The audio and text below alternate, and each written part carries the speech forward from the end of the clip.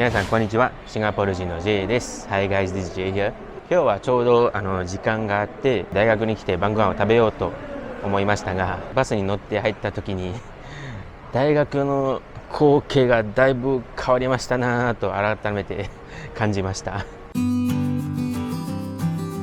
もう新たな寮もできましたし、あちこちに新たなグリーンスペースができましたし、ロボットが大学の床を掃除してますし、昔からよく利用していた歩道橋が新たなジューロンリージョンラインの建築によって大学生と間違えました。よかったですね。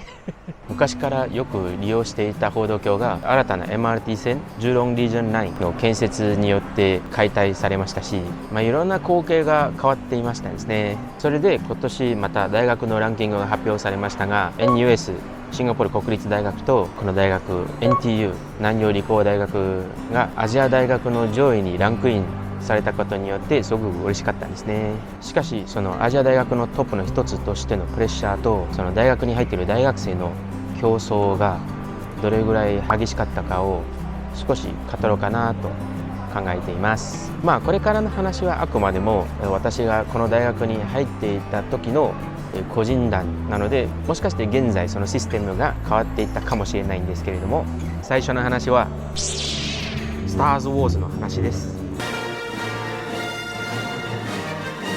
まずはシンガポールの大学を卒業して学位を取るのはだいたい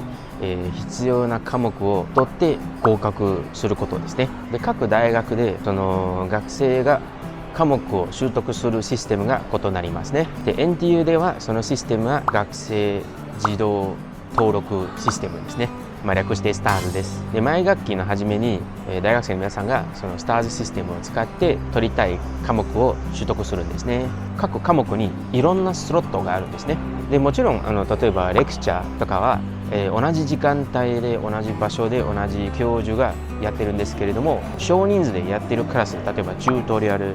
セミナーはスロットによって時間、場所、そしてやってる教授が異なりますね。で、私の大学 NTU はシンガポールの端っこにあるのでかなり遠いですね。なので皆さんがだいたいそのスケジュールを組んでる時になるべくその授業全部同じ日にアレンジする傾向があるんですね。そうしたら大学に来る日が最低限にすることができるんですね。そしてスロットによってそのチュートリアルをやってる先生が異なりますね。大学院生がやってるスロットもありますし、本当に教授がやってるスロットもあるんですね。なのでそういう真剣に学びたい皆さんがだいたいそういうスロットを狙っています。で、そういうスロットの数が限られているので競い合って習得するしかないんですね。で、今までの話はあくまでもコア科目の話ですけれども、実は NTU の大学生は卒業するには自分のコア科目の種類以外の科目も取らないといけないんですね。で、例えば私の専攻は工学だったのでアーツと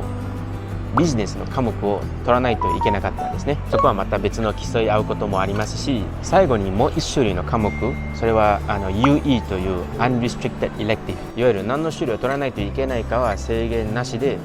も取らないといけない科目もありますね。で、そこはもうみんな専攻問わず取れる科目なのでまた別の競い合いがあります。で、もちろん全ての科目が同じレベルではなく、ちょっと人気な科目もあるんですね。で、その科目のスロットの競い合いながら取得するプロセスは学期の初めにスターズシステムで行われているので、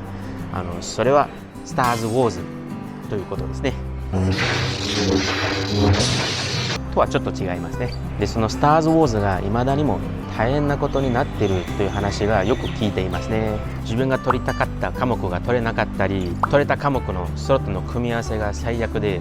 毎日1時間ぐらい大学に来ないといけなくてすごく不便だったり、そして一番最悪のは卒業するには必要な科目が取れなかったりしていた話も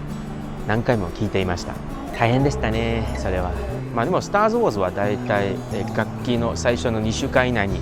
終わるので、そこから皆さんのスケジュールが決定されているので、そこからは別の競争が始まるんですね。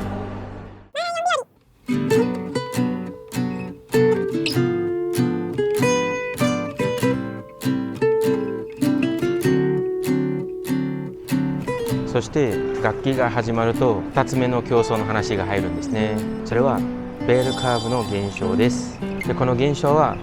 日本語でなんか正規分布っていう現象なんですけれども、ここで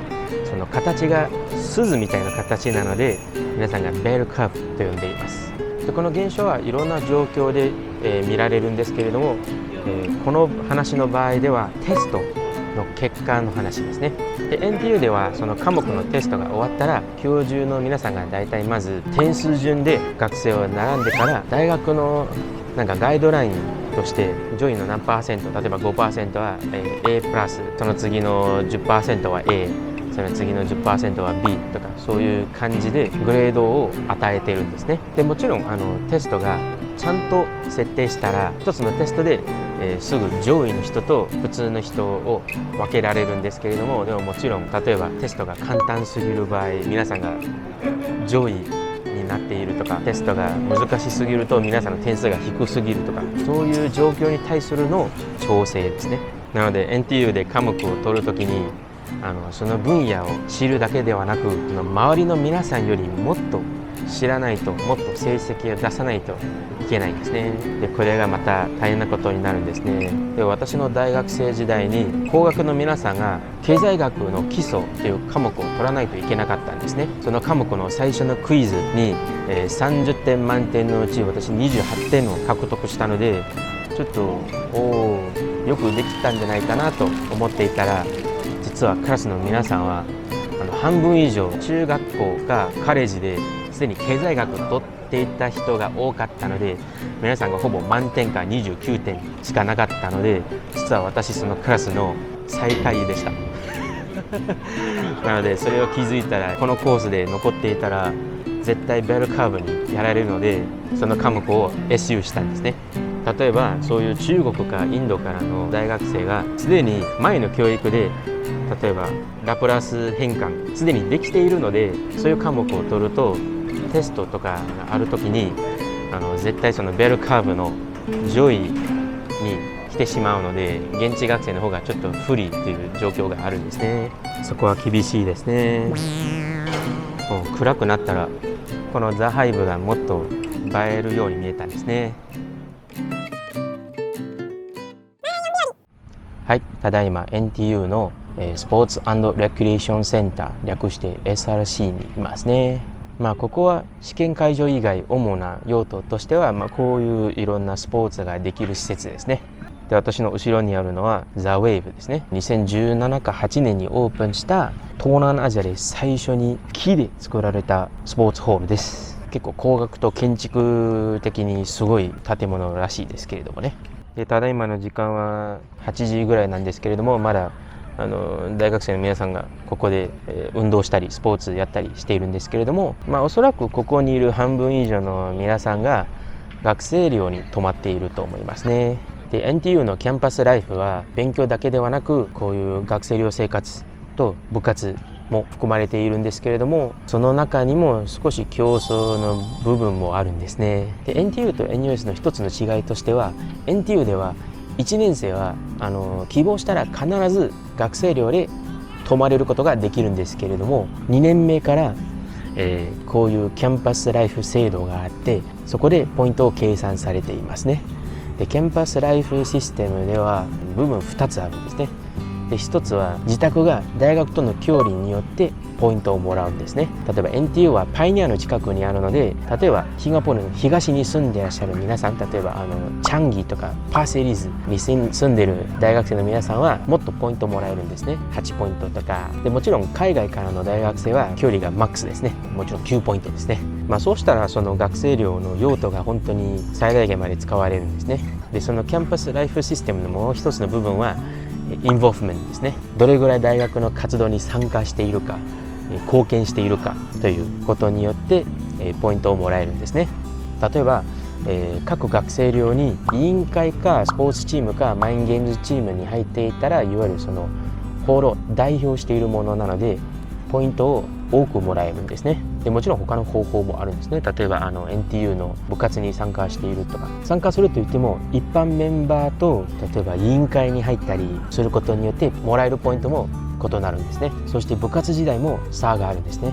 でその2つの部分を合わせると合計点数でその量をもらえるかどうかの順位が出ますね。ポイント高い順の人がホールに入ることができるんです。それは私の時代のシステムでした。なので学生寮に泊まりたい皆さんはかなりいろんなところで頑張らないといけないんですね。